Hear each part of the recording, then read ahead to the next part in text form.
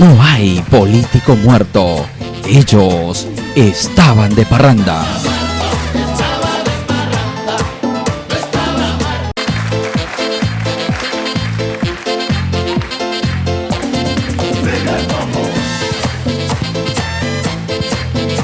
Muy buenos días, bienvenidos a Agenda Electoral, que se transmite a través de radiofpp.com. Un gusto de saludarte, estimado Ángel. Buenos días, Rafael, buenos días Pepe, que se hacen los controles, y un saludo a todos nuestros radioyentes de esta su frecuencia virtual radiofpp.com, y su programa político Agenda Electoral, que ya vamos a nuevamente pasar a una nueva etapa, porque esta agenda electoral va a pasar a ser agenda nacional. Así es, agenda nacional, ya saliendo de este proceso electoral, convocará a los protagonistas de la noticia. Estaremos al día con los análisis y las evaluaciones correspondientes del acontecer político, y agenda nacional pues estará con ustedes acompañándolos para que podamos seguir de cerca la llegada de un nuevo gobierno, un nuevo Congreso, y viendo pues cómo ellos actúan frente a los graves problemas que existen en el país. Y una de las noticias que tenemos ya de frente, yendo a la jornada, corresponde a Datum, la encuestadora, que ha dado un último resultado, consultando a los ciudadanos sus preferencias para las elecciones del 5 de junio, correspondiendo a PPK, estimado Ángel, un 41,1%, y a Keiko Fujimori 40,4%, lo que equivale a un empate técnico, como se veía en las otras encuestas. Así es una diferencia de un 1,8% aproximadamente de diferencia que tiene PPK sobre Keiko Fujimori, ¿no? Y también hay hay un porcentaje de votos blancos y viciados que es aproximadamente en 9,9%, que es justamente el voto que podría de repente trabajarse a través de los dos candidatos para lograr captar esa preferencia, convencerlos para que no voten en blanco o no voten viciados, y eso puede marcar la diferencia en los próximos días. Así es, cosa que a veces se decide faltando pocos días o en la misma ánfora de votación. Y este segmento, que es interesante, del voto en blanco, define pues la posibilidad de quién pase lo que a la presidencia de la República. Lo que nos está diciendo desde ya es que estas encuestas, la de Datum sumada a las anteriores, de la cual hemos dado cuenta, están señalando pues que el final podría ser de fotografía, podría darse esta posibilidad. Ahora, haciendo un desagregado en esta encuesta de Datum, se señala que en las áreas urbanas Pedro Pablo Kuczynski llega a tener 42,3%, y Keiko Fujimori está en un 39,1%.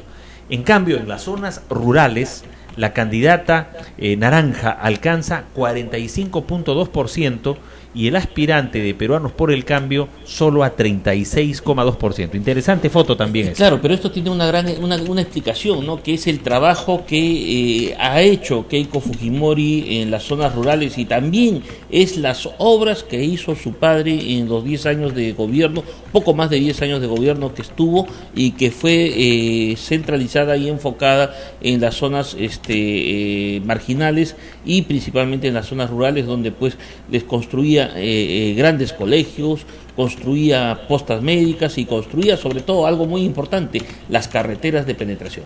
Así es, y en la campaña de 1995 y sobre todo en la del año 2000, vimos cómo en los cinturones que rodean las ciudades del país, batallones del ejército eran llevados por parte del SIN para hacer pintas, para también hacer trabajo social. Incluso recordemos que había batallones del ejército que eran llevados a los pueblos jóvenes, las zonas urbano marginales, los asentamientos humanos, para hacer corte de cabello y otros, y esto se dio dentro de una dictadura, y parece que eso ha quedado de alguna forma en estos grandes bolsones de ciudadanos que están en la periferia de las ciudades y recuerdan esa época, y quizás hay también en ese sentido una forma de acercamiento al fujimorismo. Así es, es una forma muy estratégica de llegar justamente a la población, porque la población, especialmente de las zonas marginales, saben apreciar bastante ese tipo de gestos de sus gobernantes y de sus autoridades, ¿no? De compenetrarse con ellos y sobre todo de darles una asistencia, por más pequeña que sea, esa asistencia es bien recibida y sobre todo algo muy importante, muy apreciada por ellos. Esto nos lleva, por ejemplo, un poco a traspolar las cosas de lo que fue la última campaña electoral municipal, donde vimos a un Castañeda Locio que ganó con Solidaridad Nacional, y ahí él también capitalizó el trabajo que hizo en estos pueblos jóvenes y asentamientos humanos con las llamadas escaleras, por ejemplo. Con la construcción de escaleras, o sea, tú veías en zonas marginales donde el acceso pues era muy difícil porque no había pues para subir a los cerros no había cómo, tenían que subir por una serie de acantilados en el cual se les hacía muy difícil, y él incluso antes de ser alcalde inició ese tipo de trabajos haciendo escaleras en estos cerros, y eso le valió justamente que llegara a tener la aceptación popular pues de las zonas más mayoritariamente desprotegidas, ¿no? Ahora, en esto de Keiko, bueno, ya la campaña está al rojo vivo. Por ejemplo, el diario Uno hoy en su portada toma declaraciones de Verónica Mendoza y le recuerda a Keiko que ella estudió con plata, lo dice textualmente, que robó su padre. Entonces, la polémica se incendia, no sé hasta qué punto esto beneficiará o no a PPK, porque a veces sucede que cuando se dan este tipo de ataques fortalece más a quienes estaban viendo en la posibilidad de votar por Keiko Fujimori. A veces resulta un boomerang.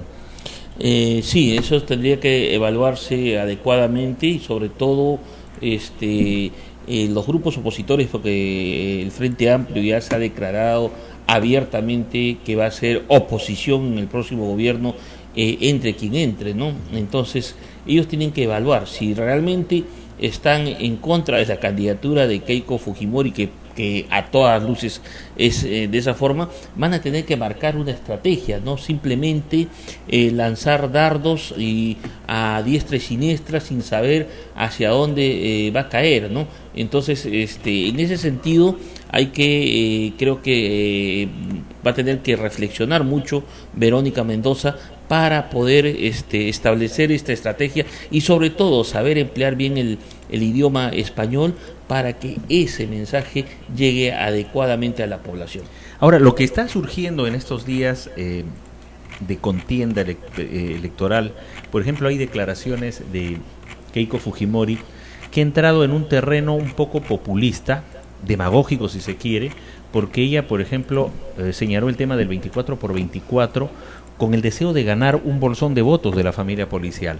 Y ahora, sabiendo ella que, por ejemplo, y tuvimos aquí en el programa a Roberto Vieira, que es un virtual congresista de PPK, que él representa a un sector, a un Frente Nacional de Pescadores Artesanales, ella ha señalado ahora otra medida, ¿no? Otra promesa electoral, diciendo que va a dar seguro, jubilación a todos los pescadores para que de esa manera ella obtenga ese voto. Pero esto nos lleva hasta qué punto estas promesas se van a viabilizar o no, y si es que solo llegamos a un carnaval de ofertas que al final no se concretan, porque recordemos, Alan García en su primer gobierno, en su segundo gobierno, dio normas también a favor de los pescadores, y hasta qué punto estas se efectivizaron en la realidad o no. Bueno, lo que está ofreciendo Keiko Fujimori con respecto a la jubilación y las pensiones para los pescadores y todo un gran sector, está recogiendo prácticamente, Rafael, la propuesta que hizo Alan García en su campaña, en esta última campaña, ¿no? Entonces está tratando pues de captar ese sector que realmente está olvidado, ¿no? Y yo creo que es bastante positivo, porque definitivamente estos trabajadores que no son dependientes necesitan de alguna forma que se les establezca algún mecanismo para que puedan tener un fondo de pensión y sobre todo la seguridad para que cuando en su vejez no estén en el abandono, ¿no? Estos días, luego de una reunión que tuvieron ellos al comenzar la semana en el Tribunal de Ética Electoral y el Jurado Nacional de Elecciones, en la que se dieron un ósculo, tanto PPK como Keiko, para crear un buen ambiente electoral, de campaña. Sin embargo, los días subsiguientes han mostrado a una Keiko más agresiva, más a la ofensiva con el 24 por 24, con el tema de los pescadores, con su campaña un poco más fuerte, más polémica, confrontando con un PPK. Hemos visto una Keiko Fujimori que quiere ser avasalladora, pero también en el camino, y esto hasta qué punto los televidentes lo observan, si ustedes se dan cuenta, Keiko Fujimori cuando declara a la prensa, está en una rueda de prensa, tiene 6, 7 periodistas alrededor, le preguntan, y ella responde mirando al vacío de frente, no mira a ninguno de los periodistas y responde de paporreta. Es un rasgo que hemos visto característico en estas declaraciones y se está acentuando conforme pasan los días. Entonces estamos viendo a una candidata que ha pasado una serie de media training, ha pasado una serie de recomendaciones, mira al vacío, declara, no mira del periodista que le ha preguntado al rostro. Así es, y esto es bastante raro, y sobre todo a un político, ¿no? Para un político, cuando se dirige, o no solamente cuando declara, sino cuando hace un discurso, lo más lógico es compenetrarse con el público que está hablando y mirar, y sobre todo observar dentro del público los gestos de los que están escuchando, para saber justamente y tener una lectura de que su mensaje está llegando adecuadamente, o de repente que si hay algún descontento, porque la gente con gestos lo manifiesta al escuchar de repente un mensaje que no es adecuado, o que va en contra de repente de sus intereses. Entonces su rostro expresa muchas facciones, ¿no? Entonces, en ese sentido, un político tiene que saber leer justamente en la población y en el público en general este tipo de acciones, ¿no? Y sobre todo, pues, si una Keiko Fujimori, que es candidata a la presidencia, y en una conferencia de prensa, como lo has manifestado, prácticamente mira al vacío, sí, es un nerviosismo justamente para evitar que esos gestos de los periodistas, que de repente al momento de escuchar esas declaraciones no la pongan nerviosa y la saquen de repente del mensaje que vaya a estar dando, ¿no? Así es, esquiva mirar a los periodistas, ¿no? Rehuye, entonces ella declara al vacío. Y eso es inseguridad, es inseguridad. No. Ahora, hasta ahí nos describe, mucha gente está diciendo, bueno, de tal palo tal astilla. Entonces Fujimori era así, ¿te acuerdas del bacalao? Y se enfermó y dijo, he comido bacalao, me intoxiqué y no vino a la prensa. Así es. Entonces, esto son cosas interesantes que nos hablan, pues, de cómo estos candidatos van interactuando y cómo el poder va a transformar. Porque vimos en la bancada del fujimorismo cómo de inmediato, con esos 72 congresistas, con ese triunfo en el 10 de abril, pues ellos se sintieron ya... Les brotó la soberbia de inmediato. Exacto. Y esto puede pasar con Keiko, porque dicen de tal palo tal astilla. Fujimori, una vez que tuvo el poder y se sentó bien en el poder y tuvo un asesor como Montesinos, pues sencillamente avasalló todas las instituciones democráticas. Además, no solamente ella tiene un referente, sino sobre todo tiene una gran influencia, porque ella ha vivido muy de cerca en Palacio de Gobierno, porque recordemos que Fujimori estuvo viviendo los primeros años en Palacio de Gobierno, y después con toda su familia también se fue al casino militar, donde después del golpe del 5 de abril, donde estuvieron pues prácticamente viviendo una muy buena temporada, ¿no? Entonces ella ha vivido justamente el tratamiento que ha tenido su padre con las otras autoridades y con la ciudadanía en general en esa etapa justamente de dictadura. Entonces eso en una persona que es menor de edad cala bastante y prácticamente pasa a ser parte de su formación. Entonces, en ese sentido, vamos a ver hasta qué punto Keiko Fujimori, de ser presidenta de la República, va a poder controlar justamente esas actitudes que tiene como referente de su padre. Así es. Y hablando de esto, necesitamos como medios de comunicación volver una y otra vez a pasar la lupa a quienes conforman las listas parlamentarias y las vicepresidencias tanto de Fuerza Popular como del Partido Popular Cristiano. Desde aquí, desde radiofpp.com, creo que hay que instar a todos los medios de comunicación de Lima y de provincias para que chequeemos exactamente lo que figura en las hojas de vida, porque la campaña no dio tiempo mucho para descubrir este tipo de perfiles que ahora ya tienen una curul, sino también chequear a los vicepresidentes al milímetro, porque, señoras y señores, el 5 de junio uno de estos dos partidos es gobierno, Fuerza Popular o Peruanos por el Cambio, tome el Ejecutivo. Pero ya en ese momento, cuando se instalen y cuando ya vengan sus políticas de Estado, queremos gente transparente al frente precisamente de la conducción del país. No vaya a ver que existan sorpresas. Por eso hay que pasar la lupa una y otra vez. ¿Acaso no han declarado muchas cosas en su hoja de vida? Como el caso del vicepresidente, ya que hablamos de Keiko Fujimori, su vicepresidente José Klimper, que ayer, Ángel, recordaste para nuestra audiencia que él tuvo pues un exabrupto y una animosidad peligrosa con su fusil, su escopeta, amenazando, vamos a sacar esos trabajadores huelguistas que estaban en el puerto, que impedían que sus containers salgan en la exportación, y que él quería, como de lugar, hacerles frente. Esto nos está dando una serie de datos, de rasgos de personalidad que podrían ser peligrosos una vez que toman el poder. Y sobre todo, Rafael, muy preocupante porque si bien a Keiko Fujimori se le critica el pasado, sobre todo de la influencia de su padre, y que tenga a su lado a un personaje que fue ministro del gobierno de Alberto Fujimori, y que además tiene como antecedente nefasto esta expresión peyorativa y sobre todo despectiva contra un grupo de trabajadores, y que al momento de expresarlo no solamente dañó a ese grupo de trabajadores, sino dañó a toda la clase trabajadora peruana, sí, expresándose como malnacidos. Yo creo que una expresión de esa naturaleza viene de una persona que justamente no tiene los valores suficientes para poder respetar el derecho de los demás, y sobre todo en algo muy importante, que es el derecho de los trabajadores a la huelga.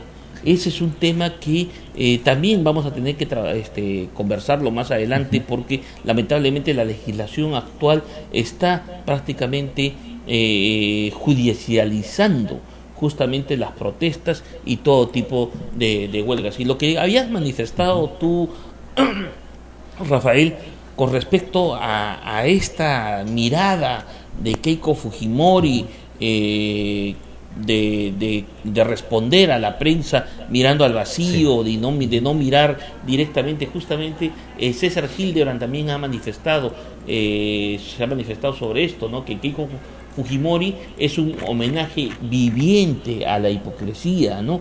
Entonces, hay una lectura, pues yo creo que hay una lectura por parte de muchos líderes de opinión y de muchos hombres de prensa que están más cerca justamente de la noticia y ven a los personajes directamente a escasos metros y logran percibir, exacto, lo que no sale en las pantallas de televisión. Así es, esto es, pero es de antología. Amigos, si ustedes que nos siguen pueden ver alguna declaración de Keiko, reitero, un periodista la pregunta, ella no mira al interlocutor, al periodista que le está preguntando, comienza a mirar al vacío, tiene 5 personas alrededor, le pregunta a otro, mira para adelante, mira al vacío, declara de paporreta, como si hubiera estado entrenada para declarar en automático, con un libreto, todo de manera robótica, y no hay esa interactuación con los colegas periodistas. Estamos en una pausa, Ángel, y regresamos con más. Hay muchísimo en Agenda Nacional, ya estamos haciendo esa migración del nombre para que usted lo haga suyo también y estemos siempre a su lado. Vamos a la pausa y regresamos en el siguiente bloque.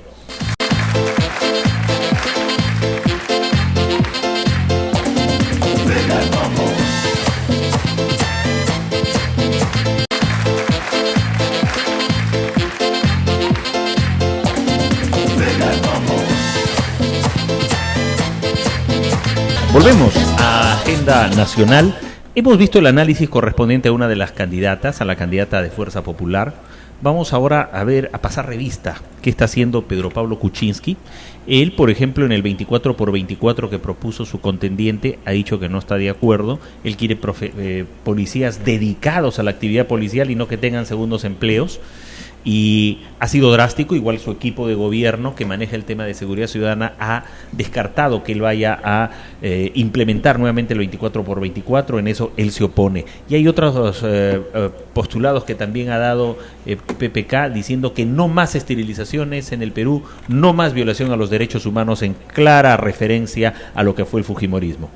Así es, en ese aspecto también con lo que se refiere al 24/24 hay dos posiciones completamente distintas, una de mantener la actual reglamentación de que los policías trabajen las 8 horas como cualquier trabajador común y corriente, aunque creo que en el sector policial corresponde 12 horas de turno, no son las 8 horas, sí, son 12 horas de turno. Y por otro lado, Keiko Fujimori, que ha sido bien tajante en referirse que ella va a regresar el 24/24. Yo creo que este tipo de acciones no van a ser nada positivos para la policía. Ambos candidatos, tanto PPK como Keiko Fujimori, van a tener que dialogar con el sector policial para ver lo más adecuado. No es nada saludable de que se esté retrocediendo en estas medidas, ¿no? Pero por el lado de PPK también parece que no tiene muy clara su propuesta de mantenerse con la actual medida que se ha tomado. Entonces esto, yo creo que en estos escasos 2 meses, prácticamente menos de 2 meses que faltan para las elecciones, mucho menos. Sí, menos, vamos a 5 semanas, claro, 5 semanas, 6 semanas. Entonces, van a tener que ellos de repente establecer algunos foros de diálogo en el cual pues hayan representantes del sector policial y sobre todo también de un sector muy importante que es el entorno, la familia policial.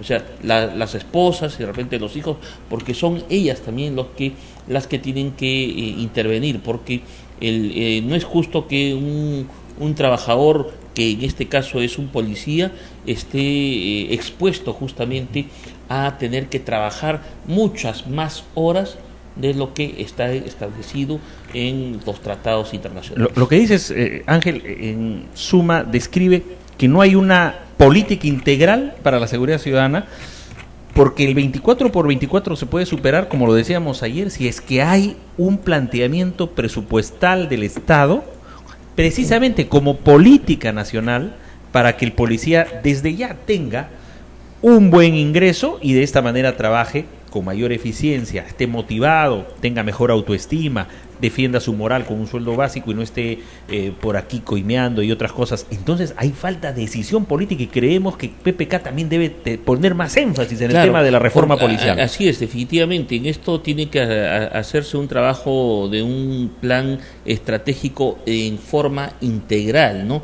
Que comprenda no solamente la lucha contra la delincuencia, contra la inseguridad ciudadana, sino algo principal, que es justamente la preservación de la fuerza policial. Y para lograr la preservación de la fuerza policial tenemos que trabajar todos en conjunto, el gobierno y todo el sector de la ciudadanía, para que la policía esté adecuadamente remunerada, que no tenga la necesidad de buscar otras fuentes de trabajo para poder conseguir más ingresos para su hogar. Entonces, en ese sentido, pues tenemos a una policía que sale a las calles a patrullar con algo muy terrible. Uno, que es la presión que tiene del por sí de estar en un patrullaje donde está expuesto justamente a un enfrentamiento con la delincuencia. Por otro lado, tiene la presión de su hogar, en el cual tiene que cumplir con algunas necesidades, que son las necesidades básicas y vitales de llevar el pan a la mesa de su hogar. Y otro, que tiene que cubrir también el pago de los servicios básicos, de los servicios mínimos que un hogar y cualquier ser humano necesita, que es el agua, la luz y bueno, una serie de factores. Y otro, que es que tiene que asegurar sobre todo el futuro de sus hijos, y eso es el pago de las pensiones ya sea del colegio o de la universidad. Y entonces, bajo todo este contexto, tenemos pues a una policía que está expuesto a todos ese tipo de presiones, y a eso si le agregamos de que él está pensando que tiene que terminar su turno para irse a trabajar a otro lugar, entonces tenemos a una policía completamente desconcentrada y que no está haciendo un trabajo eficiente. Y sobre todo, si vamos a retornar nuevamente al 24/24, se tiene que evaluar que de esas 24 horas, cuántas horas efectivas son las que se dedica para la lucha contra la delincuencia y para combatir la inseguridad ciudadana. Efectivamente, como dices, desconcentrada y estresada. Esto nos lleva a una pregunta que la soltamos así, para que el amigo que nos escucha todo también reflexione. ¿Cuál de los dos candidatos harían un gobierno menos estresante, ¿no? ¿Pedro Pablo Kuczynski o Keiko Fujimori? No solamente en el estrés de la policía, sino de la ciudadanía. ¿Cuál de ellos haría un gobierno menos estresante? Pero analizando, ¿has visto, Ángel, cómo, por ejemplo, las encuestas lo reflejan, el mayor apoyo que tiene en las zonas rurales Keiko Fujimori, no así PPK? Entonces Keiko ataca los bolsones de la familia policial para recuperar un poco más de votos. Sus asesores también anticipan un final de fotografía seguramente, y lanza también una promesa a otro bolsón, que son los pescadores, policías por un lado, pescadores por otro. Pero PPK tiene que hacer una estrategia, porque a diferencia de Keiko no visitó todos los lugares del Perú, ellos mismos lo han reconocido. Entonces PPK tiene en contra, a pesar que las primeras encuestas que estamos recibiendo le están dando un cierto margen sobre Keiko, y aunque se mantenga el empate técnico, pero él tiene que hacer un trabajo más fuerte en la zona rural, donde tiene voto Keiko Fujimori. Entonces, a diferencia de una Keiko que apunta a determinados gremios, sectores laborales, el caso de PPK es recorrer más el Perú y sobre todo provincias. Así es, como tú lo has dicho, el que ha reconocido justamente que no ha recorrido todo el país es PPK, ¿no? El que ha manifestado incluso también que le falta ir a algunos lugares, y que inclusive su primera vicepresidenta, o la segunda vicepresidenta, ¿no? La candidata, la Mercedes Arauz, sí. Ella ha manifestado que justamente en los lugares donde han perdido, donde no han alcanzado la mayoría de votos que sí lo alcanzó Keiko y el Frente Amplio, es justamente las zonas a las cuales ellos han descuidado, ¿no? Entonces ellos están hablando de que van a reforzar justamente esa zona, y algo muy importante y muy interesante que PPK ha dicho desde la primera semana después de las elecciones, de que ellos se van a repartir. O sea, los tres van a ir por diferentes zonas. Por ejemplo, en el caso de Vizcarra es del sur. Entonces él va a tener que fortalecer justamente en el sur, va a tener que prácticamente allanar el camino para que finalmente PPK vaya a esa zona ya cuando el trabajo está realizado, ¿no? Y en el caso de Mercedes Arauz, prácticamente su trabajo estaría centralizado en la costa central y partes de la Sierra Norte, ¿no? Entonces ella tiene algo muy importante, es el carisma, es justamente la aceptación que tiene de la población con con el público en general, de que su sonrisa es bastante agradable, la juventud que ella irradia, y sobre todo también algo muy importante, que sabe transmitir los mensajes, ¿no? Entonces este trabajo va a tener que hacerse un trabajo de aplanadora, ¿no? Tanto Vizcarra como Mecha Arauz van a tener que aplanar el camino para que PPK pues llegue ya a un lugar donde ya prácticamente está trabajado, solamente para que haga la presencia de que el candidato está llegando a estas zonas. Ahora, hablando de Pedro Pablo Kuczynski, él está sosteniendo, no sé si hasta pone más énfasis que Keiko, pero en la lucha contra la corrupción, hablando de la muerte civil, ¿no? El proyecto Muerte Civil para los Corruptos, señala Pedro Pablo Kuczynski. ¿Hasta qué punto, cuál de ellos pues podría garantizar un mejor trabajo anticorrupción de ganar las elecciones y ser gobierno? En un mitin ha sostenido que los corruptos reflexionarán sobre sus acciones, porque él ofrece darles, ¿no?, la muerte civil. Esto significa que estas personas no van a poder contratar, no van a poder... contratar con el Estado. Con el Estado, por ejemplo. No van a poder postular a una elección popular. Popular, ¿no? Es cierto, no van a ser elegidos. Pero Rafael, no sé hasta qué punto esto realmente logre un consenso general en el Congreso de la República, ¿no? Empezando de que el grupo mayoritario, que es el de Fuerza Popular, tiene algo sobre sus espaldas, ¿no?, que es justamente la cantidad de juicios, no solamente que tiene Alberto Fujimori, sino también muchos de los fujimoristas que no solamente están en el actual Congreso que se viene, ¿no?, sino también los futuros, de repente, ministros que van a ocupar las diferentes carteras. Entonces, hasta este punto no sé realmente, el propio Kimpler, ¿no?, sí, que tiene también una serie de... Mira, el caso de Kimpler es, ¿no?, terrible. Entonces, sí, el caso de Cecilia Chacón, ¿no? Cecilia Chacón, recordemos que ella tiene una sentencia ya dada y que está suspendida justamente porque ella actualmente está desempeñándose como congresista de la República. Entonces este acorazamiento, esta inmunidad que le da pues el Parlamento, va a continuar por 5 años más. Entonces, ¿hasta qué punto realmente va a ser efectivo aprobar pues esta muerte civil? Y empezando con otro tema, Rafael, y en una cuestión ya algo un poco jocosa, la Constitución prohíbe la pena de muerte. Sí, solo para caso de guerra exterior o terrorismo. No, esto es una broma, no es una cuestión digamos, de oficial en el sentido, efectivamente. Y tú decías, ¿no?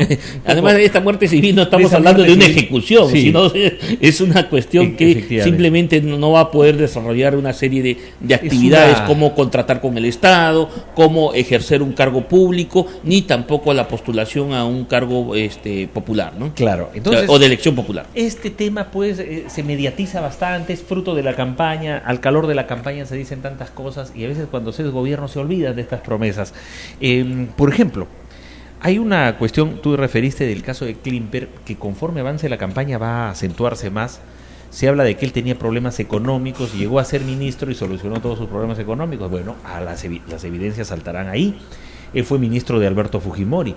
Y ahora, con el escándalo... Fue presidente de uno de los gremios más importantes empresariales, ¿no? Sí, en lo que tiene que ver la agroexportación. Además, hace poco se ha dado el escándalo Panama Papers y ya se está señalando que él ha tenido cuentas en paraísos fiscales. Entonces este asunto tiene que esclarecerse y vemos a una Keiko concentrada en su campaña, que nadie la mueve de su campaña, pero esto debería preocuparla. ¿Qué pasa con el señor Klimper? ¿O le impuso su papá como ministro a Klimper? Entonces son muchos elementos que van a darse en estas cortas semanas que quedan. Así sí, lo que tú has dicho de la imposición de Klimper nos hace recordar justamente los análisis de las ediciones anteriores pues de nuestro programa, en el cual pues vimos justamente esta parte en el cual cómo se había conformado no solamente la plancha presidencial, sino también las listas parlamentarias de Fuerza Popular, y que todo indicaba que justamente había una grande o gravitante influencia de Alberto Fujimori, y que es más, que la lista se había conformado y diseñado al interior de la INOES. Así es, con participación de Alberto Fujimori y también de todos los Fujimoris, incluido Susana Iguchi. Así es. Vamos a una pausa, retornamos con más. Esto es Agenda Nacional.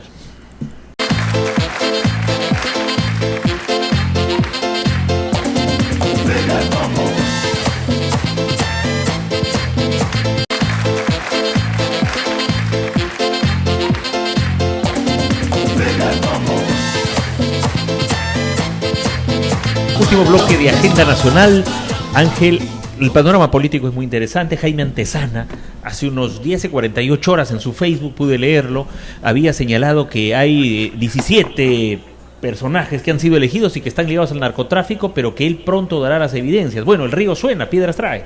Así es, Jaime Antezana no solamente lo ha manifestado en esta oportunidad, ya lo viene manifestando hace mucho tiempo atrás ya, justamente las vinculaciones que hay de algunos políticos que están en el Congreso de la República y otros que están en diferentes posiciones a través de las alcaldías o presidentes o gobernadores regionales, que estarían con vinculaciones con el narcotráfico y que justamente el financiamiento de sus campañas han provenido los dineros justamente de este sector tan oscuro y tan tenebroso como es el narcotráfico.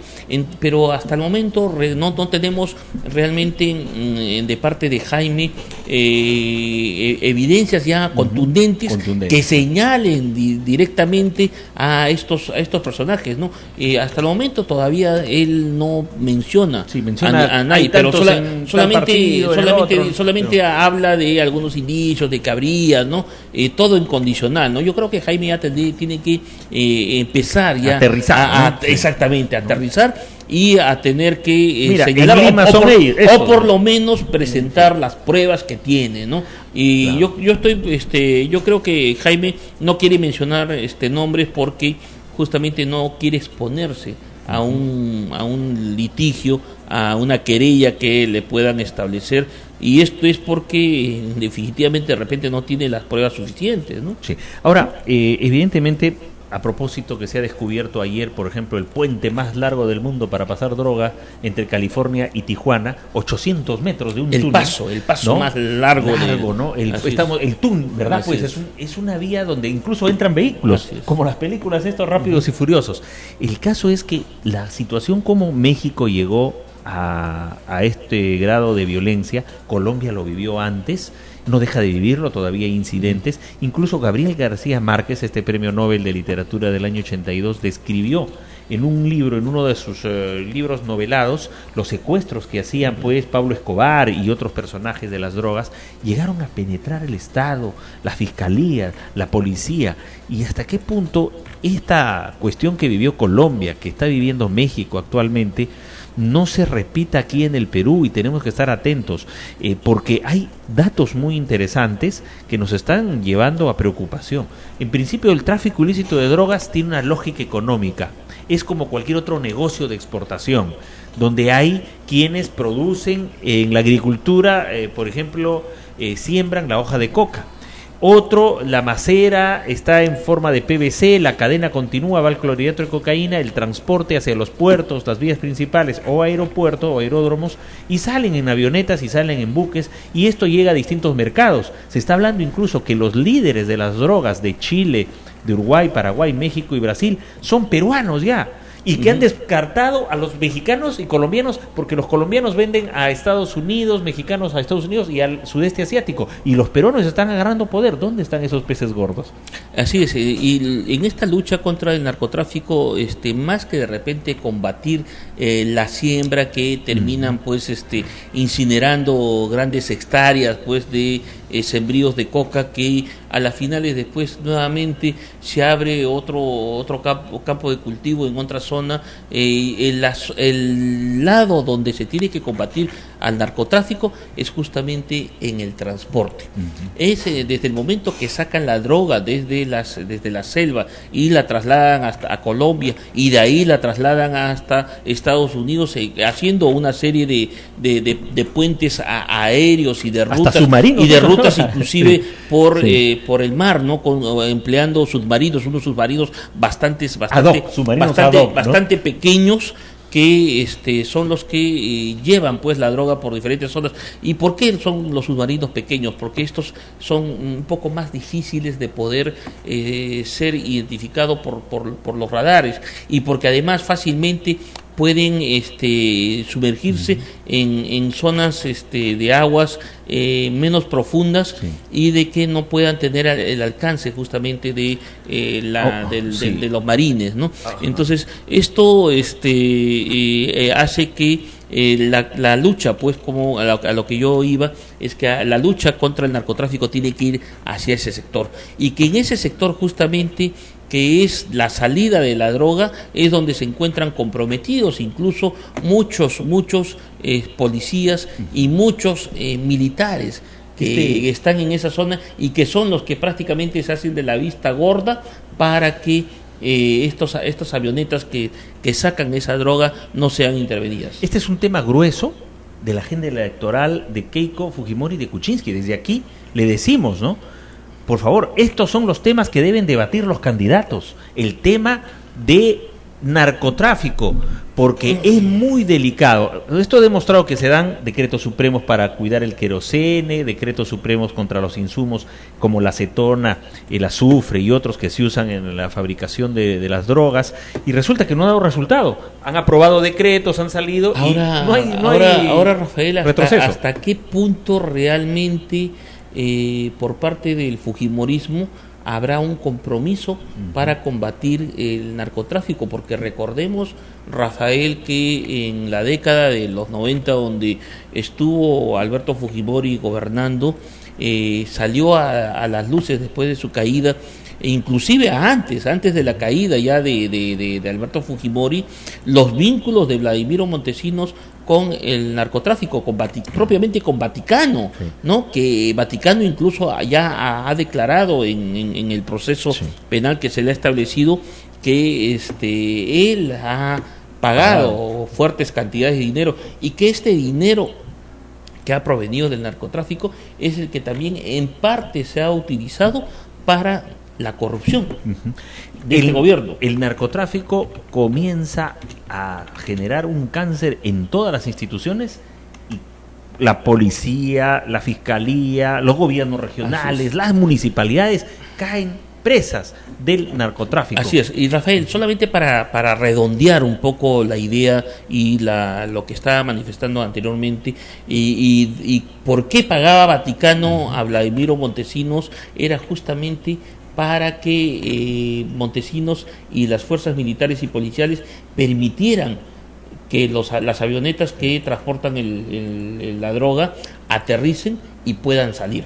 Entonces, es ahí, en ese punto, en el cual yo creo que cualquiera de los dos gobiernos que, si realmente están comprometidos para combatir el narcotráfico, tengan que hacer una alianza estratégica con Estados Unidos para identificar justamente estas avionetas y tener equipos mucho más modernos, incluso con la utilización de satélites, para poder identificar no solamente los aeropuertos, sino aquellos vuelos de avionetas que no están autorizadas en esta zona. El tema de Estados Unidos es neurálgico, porque incluso tenemos TLC con Estados Unidos, y dentro de esos mamotretos del TLC está contemplado el asunto de luchar contra el narcotráfico, y la Embajada de Estados Unidos tiene muchos agentes de la DEA aquí. Así es, y Rafael, el año pasado Perú ha aprobado el ingreso de aproximadamente algo de 4.000 marines. No, están 4.000 haciendo acá un trabajo. Actualmente todavía están en territorio muchísimos. nacional.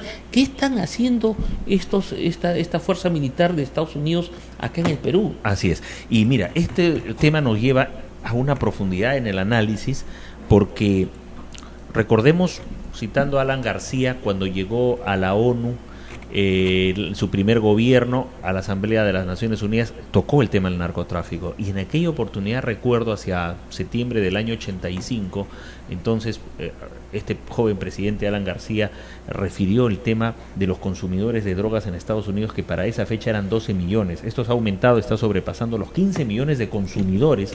Entonces, dentro de la lógica económica de las drogas está la demanda, y hay una gran demanda en los Estados Unidos. En el mundo entero. Y en el mundo esto se ha ramificado.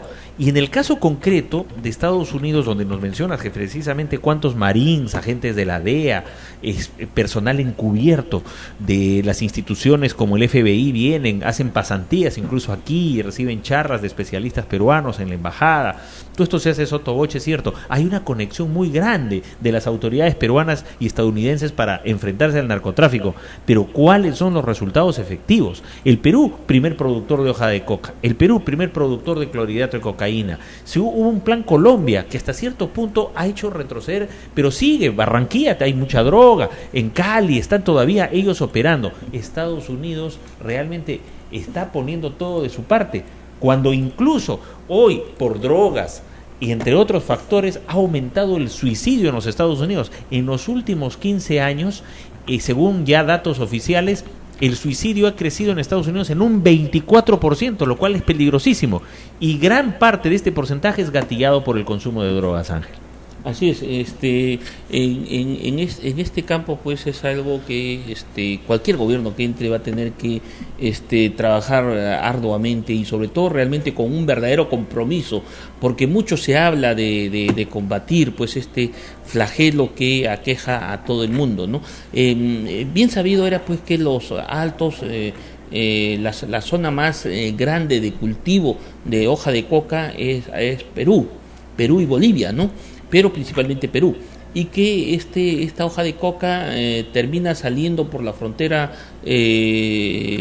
nororiental, donde va hacia Colombia, y donde en Colombia es finalmente comercializada, ¿no? Y procesada, terminado de procesar. Ahí tienen más submarinos. Claro, y es ahí pues donde justamente están los capos. Ahora, lo que tú mencionas pues de que en el Perú se estarían trasladando justamente estas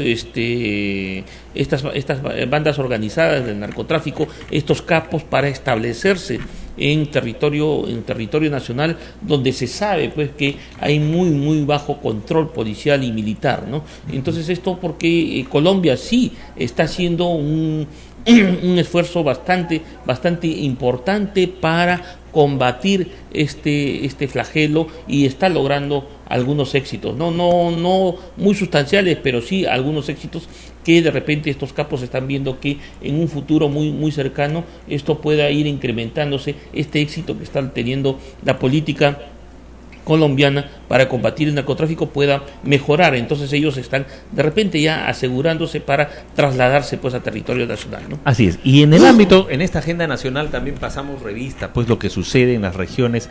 Es muy preocupante de señalar, cambiando de tema, lo que está ocurriendo en Moquegua. Prácticamente Moquegua se está quedando sin agua, le está ganando a Ica.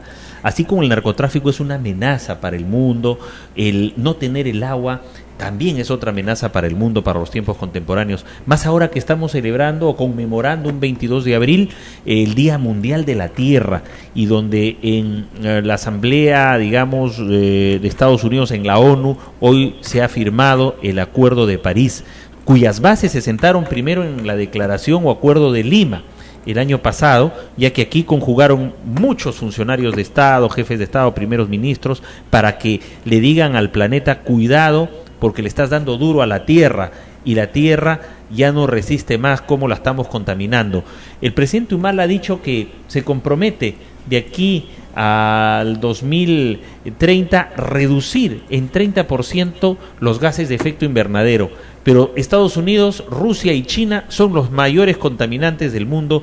Pero todo esto en el tema ambiental nos está llevando pues a una preocupación, porque Moquegua ya no puede entregar agua al Valle del Tambo. Incluso el gerente regional de otra región, que es de Arequipa, Mirko Avendaño, ha revelado que ya su vecina Moquegua no cuenta con más recursos hídricos, y esto nos está llevando a una situación donde tenemos que pensar a futuro qué va a pasar para los próximos 10, 15 o 20 años en el tema del agua. Estamos con Moquegua desde aquí para que sus autoridades tengan la mayor creatividad, la coordinación con el gobierno nacional, y se pueda superar estos impases. Así sí, sobre todo con respecto a la preservación del medio ambiente, en el tema ecológico. Recordemos, Rafael, que en el año 2014 acá en el Perú se llevó a cabo la COP20. También. La COP20, donde arribaron a importantes acuerdos, pero algo muy digamos, decepcionante fue de que no se llegó a firmar ese acuerdo, y lo dejaron y lo postergaron para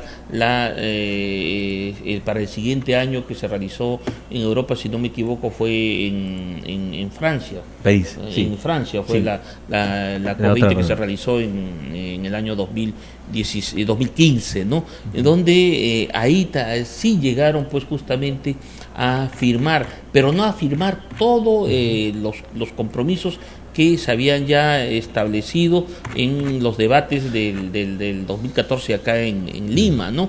Entonces esto para nosotros realmente fue bastante decepcionante, porque Lima y Perú hubiera pasado a la historia justamente donde fue la sede para estos importantes acuerdos y que se ha postergado para llevarlo a París. Un poco el protagonismo europeo y americano siempre termina predominando sobre los países, pues, para la foto, los países tercermundistas, ¿no? François Hollande. Antes de terminar, Rafael, hemos tocado ese tema muy importante que es de la ecología. Hay algo que está sucediendo en el mundo y en una zona muy muy importante que es Turquía.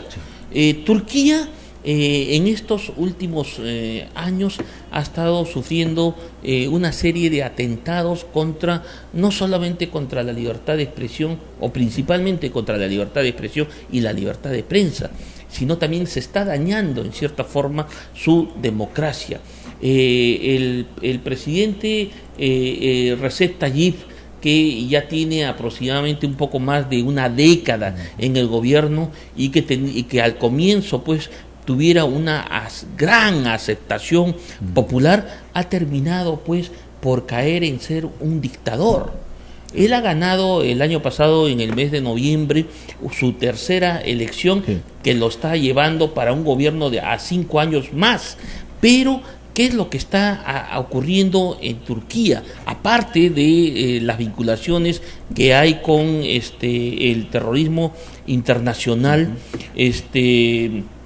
las vinculaciones que tienen contra grupos terroristas mundiales, que estarían financiados justamente por este gobierno de Recep Tayyip, está combatiendo duramente a la prensa.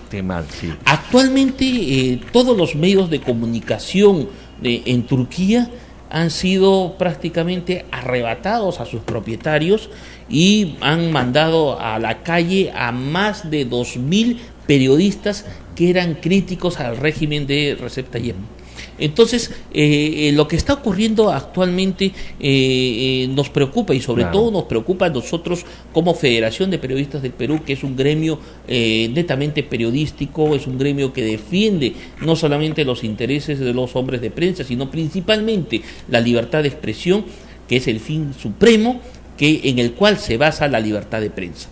Entonces, lo que está ocurriendo, pues, que no están cerrando los medios de comunicación, sino los están capturando al mismo estilo que se hiciera, pues, en la década del 70 con el gobierno del general Velasco Alvarado, y se está poniendo, pues, una nueva administración y se está colocando a nuevos periodistas que son afines al régimen. Esto realmente nos preocupa, y queremos nosotros, a través de esta señal virtual de radio fpp.com, que se transmite desde la sede principal de nuestra gloriosa Federación de Periodistas del Perú, en la avenida Bancay 173, en el Cercado de Lima, Perú, en el cual transmitimos esta preocupación, que no solamente, yo sé que no solamente nos están escuchando acá en el Perú, sino en el mundo entero. Nosotros, desde esta trinchera periodística o gremial periodística, alzamos nuestra voz de protesta y censuramos justamente este tipo de medidas y de acciones que está realizando Recep Tayyip en Turquía, y sobre todo no solamente está despidiendo a estos trabajadores periodistas, sino los está encarcelando. Entonces nosotros vamos a tomar más conocimiento sobre este punto, vamos a ver cuántos periodistas se encuentran actualmente procesados y encarcelados en Turquía. En ese sentido alzamos nuestra voz de protesta, así como también hemos alzado nuestra voz de protesta a favor de Rafa León y también a favor de Fernando Valencia, de exdirector de Diario 16, que ha terminado siendo sentenciado en un proceso judicial con el expresidente Alan García. Solidaridad con todos los periodistas oprimidos del mundo, parafraseando el quinto punto de Ahí a la Torre en su programa Máximo, y desde ya nuestro cuestionamiento a ese tipo de gobiernos autoritarios que atacan la libertad de expresión. Así es. Vamos a continuar, nosotros vamos a iniciar desde esta señal virtual que se escucha a nivel mundial, vamos a iniciar una campaña ardua y bien organizada, no solamente en el Perú, sino también en el mundo entero, para que justamente se alcen la voz de protesta por este tipo de actitudes que están combatiendo la libertad de expresión y que no se puede permitir en ninguna parte del mundo que líderes o que gobernantes, ¿no?, utilicen justamente los medios de comunicación para perpetrarse en el poder. Así es. Estamos entonces ya reencontrándonos la próxima semana con más información, más análisis, más noticias en Agenda Nacional.